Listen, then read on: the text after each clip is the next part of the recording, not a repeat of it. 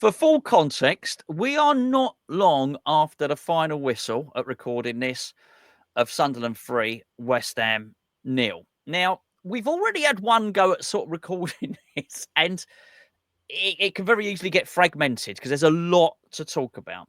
So I've already done my review of the game, and we're gonna basically have a little talk about Graham Potter, and we're gonna get Michael's opinions on Potter, the team, the performance, and the tactics. But I just want to make the point now, we're by no way dodging the issue of the basically this has come from problems with the board and problems that have come from the very, very top at West Ham, and to a certain extent, I think what we're going to discuss now is pretty much a man that's possibly not qualified for the big parts of the job that he's been tasked with doing. We are going to deal with that, and we'll be dealing with that in separate videos, and we'll get Michael on to discuss that stuff as well. But make no mistake about it. Just to stop anyone saying that now, well, hold on a second, the board aren't supporting Potter, or the board. This is terrible, absolutely terrible. From the way the direction that the club is going is horrendous, and I think there's a lot of people at the moment after that performance even worried about the dreaded R word. I'll tell you now, if that were to happen, it would be the board who were at fault, and far more than Graham Potter would be. Not that this is the trouble. He's going to struggle now, quite possibly, and he'll be made the scapegoat, and then someone else will be parachuted in, and on it goes, and it begins again, whilst the problems remain at the top of the club. Having said that, we have just witnessed what I call a tactical disaster class. Mike was with us. You've all heard my video yesterday, hopefully, if you're on this channel, and we're going to watch. I don't know where you want to start with the manager, with the players, individual performances. There's a lot to unpack there, mate. Well, we're approaching a couple of hours at time of recording after the game, and I'm still fuming, and I'm not normally that emotionally attached, and usually we lose a game. I've got used to losing as a West Ham fan over the years. I can normally get on with my evening and enjoy the night, but it's sort of stuck in my craw a little bit because right from the lineup, I'm not alone, I don't think, in being disappointed with that midfield, the composition of that midfield. Having seen Potts, do pretty well all through the pre-season. We said last week, didn't we, that in years gone by, we've seen the likes of Josh Cullen do well on loan, come back, feature in the pre-season. We've seen the likes of Connor Coventry and other players get some minutes, and then when it gets to the first game proper, they're gone. And so it proved to be today with Rodriguez. We can make this argument, maybe he's put him in a shop window. I'm a bit like Gio in that I don't really buy that. Why would you weaken your own team just for that benefit? People know what he's about already. He's not a secret. Slow midfield, which didn't affect us too much in the first half. Just I thought he was our best midfielder. Yeah, I thought he was. This is what I was come on to say. I thought actually he was one of the better ones in the first half, simply because we were so deep. I do worry that we are really still lacking cutting edge. I was disappointed we've not seen Alvarez feature at all, and yet he's one they do, allegedly want to sell. So it's a strange situation, and yeah, look, the problems persist from last season. I was looking just before we came on, and look, again, just a little disclaimer: we did have a half-hour conversation, and it ensued into totally off topic. We started a heated conversation. We started talking about the board and how much we just got off so far off the game. Right, let's restart and reel it back again. But look, the poison drips from the top, and ultimately that's the problem. We all know that. But whilst we're reviewing the game, I mean, I said one thing I will say. I said to Gonzo in the last video, I said to you, Chris, it's like we're changing the wheels on a car that's got a broken engine. You can keep replacing managers or whatever. The bigger problem is at the top. But whilst we're talking about this game and this circumstance, I don't think Potter's up to it. 8 months ago when I went over, I mean, I've been over a few times, but I remember speaking to Dan Lawless on West Ham Fan TV after the 2-1 win at home to Wolves. And he said there's rumours that it could be Lopetegui's last game. If I remember rightly, it was Lopetegui and Gary O'Neill. It was another one of those Il Sakiko or whatever they call it. Yes, it was. Because O'Neill was on the line and he lost and he ended up going. Yeah.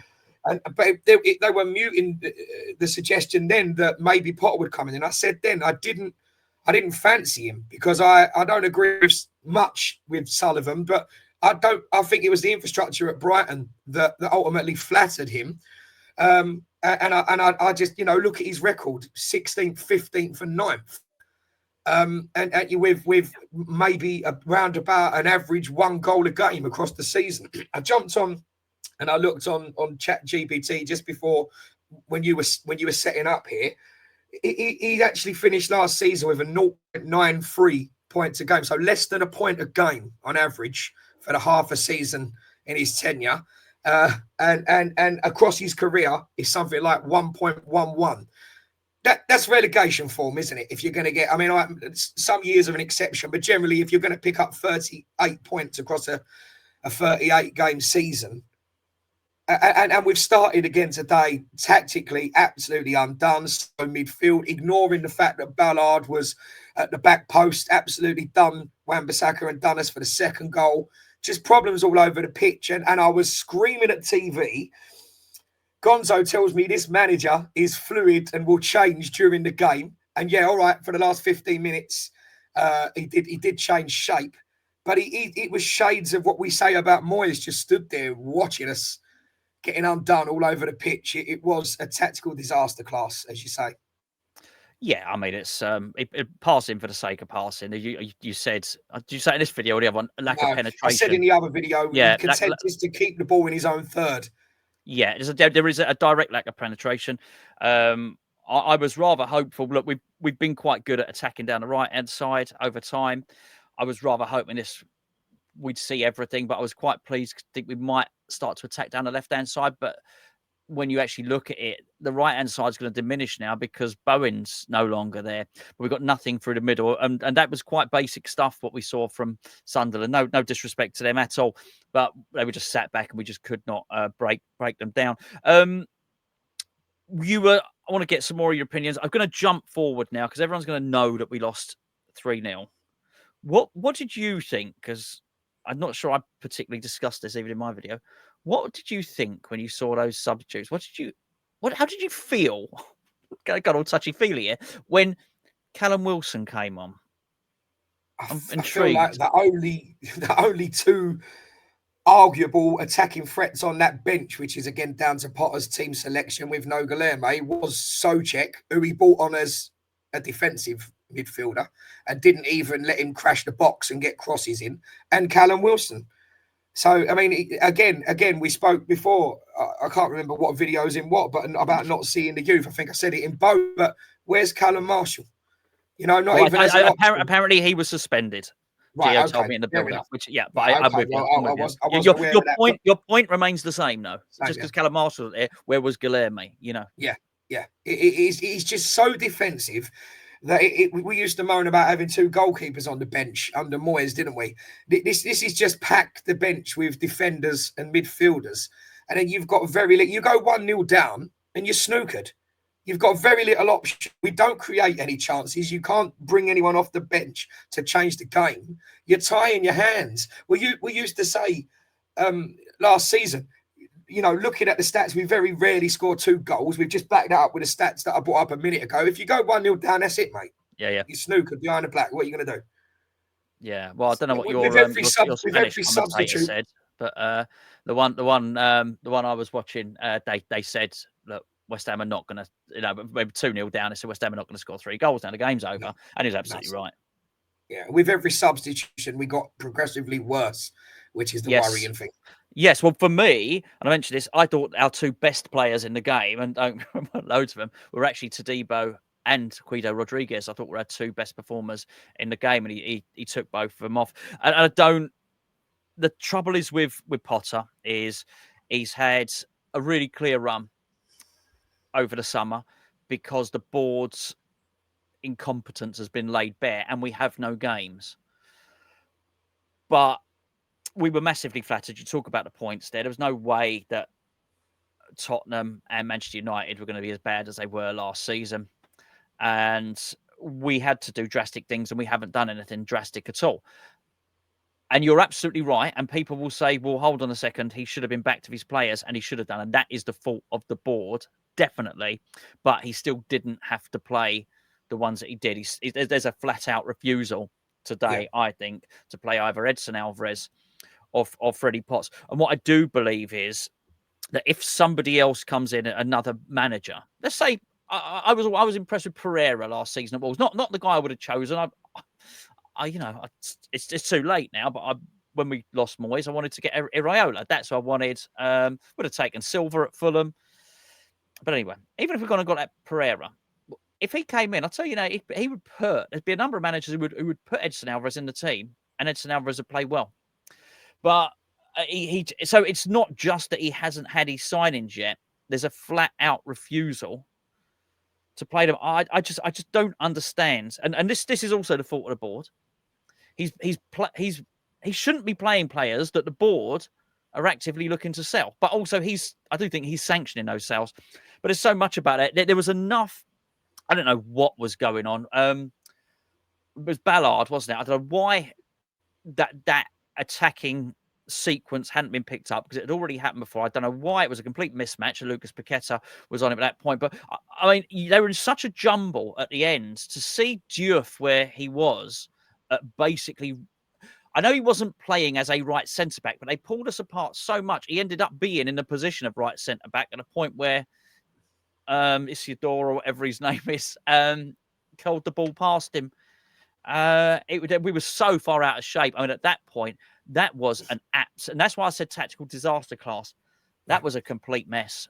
With the shape of the team at that point, it was all over the place. And that's what he prides himself on. Shape of the team. They hold their shape. We keep possession.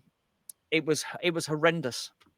No, the shape doesn't work. We mentioned it in the pre-season game against Bournemouth. First 20 minutes, they just popped it into the space that the wing backs had vacated. And then in the whatever the last game was, but the head's gone. What was our last game? Last pre-season game, Lille. Against Lille as well, we had a situation that we spoke about last week where for the first 20 minutes, we were more of a 3 instead of a 5, but they were just popping it into that space that they vacated. So we ended up being a 5. Now, we mentioned last week what's happening is when the likes of Paqueta do get them dropped like a shield. We've got three central defensive midfielders in front of a back 5 defenders. And when they do look up, where are the wingers on the bench? Where are the wing backs behind me in full-back position? That's what's happening. They were playing through us 1-2s, getting right into that gap. I don't see how any manager looks at this group of players we've got and thinks this is the best shape for the pieces he's got. We've got one of the arguably top 3, maybe top 5 right-sided players, England international and captain Jared Bowen, playing out of position. Yeah, we've got Guillermo who can't get a sniff. We've got Somerville to come back. We don't play with wingers. He was quoted as saying at the beginning of the season that sees me as a left winger. He doesn't play with a left winger. So unless there's going to be some miraculous change that they're not drilling, which they're not, it's hickledy-pickledy. And I don't see how he sees this, and I've got no faith he's going to change it. He's just as stubborn as some of the other managers we've had. I want you to talk about the goalkeeper again. You definitely did that in the first video. That was I did. And you asked me last Sunday about Madsen. I said I haven't seen him play a lot. I've heard he's good at distribution. I tried to find a positive at the end of the video, saying, well, if he comes in, he fits Potter's style of play. Honestly, on what I've seen today, Ariola arguably would have saved goals 1 and 3. It's an argument. You can make an argument for it. And he shanked the ball out completely on 2 occasions, smashed it down the field under no pressure on 2 occasions, and 3 times went long to absolutely no one. So if this is the massive change in our style, I will concede. There were a couple of periods where we passed like West Ham. Yeah, almost just like West Ham. Nothing's changed. But I will concede there was a couple of periods where we popped the ball about at the back. But, you know, what good's that? Well, how many points you get in just knocking it about your own third? But yeah, that's worried me. And you're already seeing people calling for Ariola's got to come in at Chelsea. Yeah, I mean, there's 2 things there. Firstly, I don't want you to give anything away in your reactions. I'll say something now, then I'm going to ask you a question just to preempt it, because we've not discussed this, and there's no way you could have seen my match report or listened to my video or anything like that, right? So, I said last season, with the exception of Lucas Paqueta, he seems to have made everybody else worse, Potter, right? So it's not beyond the realms of possibility that the goalkeeper is still a good goalkeeper. I don't, you know, I do think that this this way that we're playing is just not conducive. I think it permeates and it encourages, a lot of the players to play below their best. And it was such a shambles at the end. I mean, I actually thought, because I thought Tadibo had to play really, really well, and he did play well. And I actually thought, whilst Kilman did get nutmegged at the start, good save from Hermanson and all the rest of it, I thought Kilman won a lot of stuff in the air. So I actually think it could have been far worse. But eventually, it gets through. What did you think of Paqueta? We've not discussed it. We've not discussed it. I don't know what you think. No, yeah, he uneventful again for him. He done his usual diving, didn't he? He blatantly dived on one occasion. I still maintain that when he gets the ball, you're tying his hands because he needs runners, and we've got no runners. I thought Fulkrug struggled again to get into the game. I mentioned to you on our first go that I'd said before, I felt he'd lost weight and he'd lost his strength. Ballard threw him all over the place like a ragdoll today. And in the other video we had to go out, I gave you the timestamps to go back and look. He's lost his strength. He won very little because it annoyed me so much. I had to write it down. It's something that I've been seeing. Yeah, but I'm not going to keep making excuses for Paqueta. But Guido Rodriguez was better than him today. He was. That's the fact. And Tadibo look. The positives are Tadibo looked more assured today, and maybe that's perhaps he has more faith in our goalkeeper, at least in the first half. He might not feel the same now. no, it's only one game though, isn't it? It's one game. Well, let's just talk about that before we finish. Then, how worried are you by what you saw in terms of the bigger picture of the season? There's individual things, bigger picture. I'm really worried. Yeah, I'm really worried, and I don't want to be negative, and I try not to do that. But I try to shoot it how I see it, and what I see is he's determined to play in a shape that doesn't work for us. Even if we drill that, it doesn't suit the type of players we got. He's not going to get the best out of our captain and our best player. We desperately need the board or whoever's in charge running it, because it's a bit of a joke, to go and get us an athletic midfielder that I've been banging on about for ages. But if you asked me now, you had a question on Patreon, didn't you? What percentage would you give us being in a relegation battle this year? And you and Gio gave your answers to that. I would say it's very likely we're going to be in and around the bottom five for most of the season. And things can change. I put that at 75%. Before I'd seen this. I thought you know this. I thought we were going to lose against Sunderland. You did. But it doesn't. But not like that.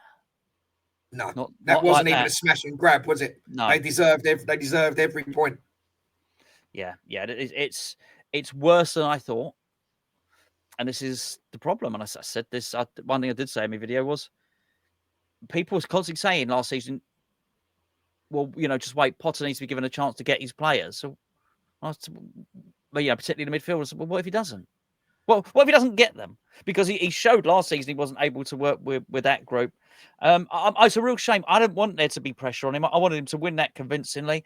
The pressure. The trouble is, it will be seen as unfair pressure, but it's not, because it's contextualized, because he was so poor last season, completely flattered by Manchester United and by Tottenham, and the times we played them as well, and they were so bad, because of the European competition. They went so deep into those as well. And then you start losing players. And I've said this consistently all along. There's too many assumptions that we're going to lose a player as good as Kudus and be better. I know he wasn't great last season, but it was a really, really good season. But we're highly likely to lose Paqueta now.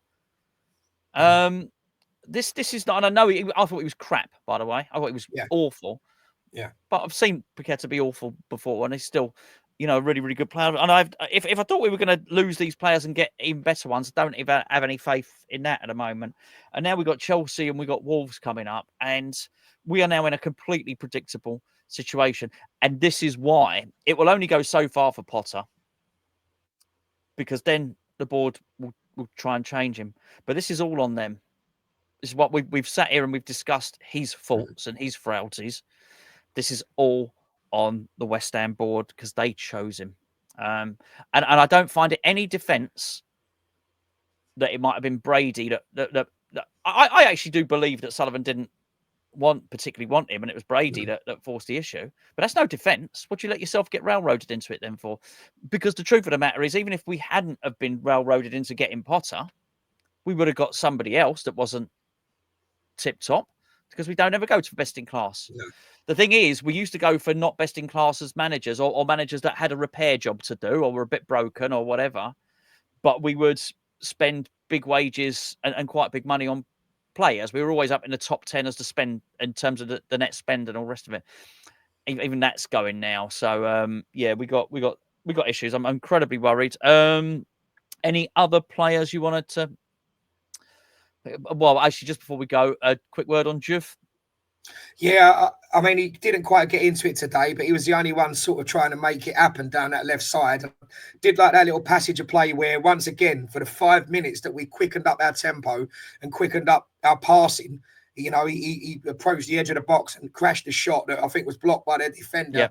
Yeah. I like to see more of that. You know, and it's funny. Not a lot of our players will have a pop. Not many will have a dig, especially from distance. I don't know if that's instructions from Potter or whatever, but I did like to see that, you know. So I thought, again, he defended okay today. I mean, again, you've got a tactical problem with positioning where he was. I think that's now instructions. Whereas when I was looking at him, first of all, I was worried about him positionally. I now think that's instructions.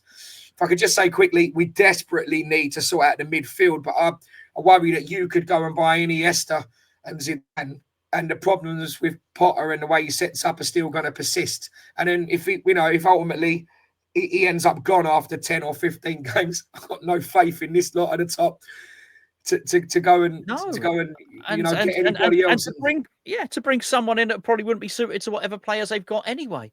Yeah. This is why you have a director of football, to keep it consistent, to have a manager and have an ethos. And one manager goes and another manager comes in that plays a similar system. This lot haven't got a clue what they're doing, to go from Moyes to Lopetegui to Potter, different players. Honestly, players that suit an aerial system, then I'll switch it up. We're going to play possession based. Oh, well done. We're going to counter attack.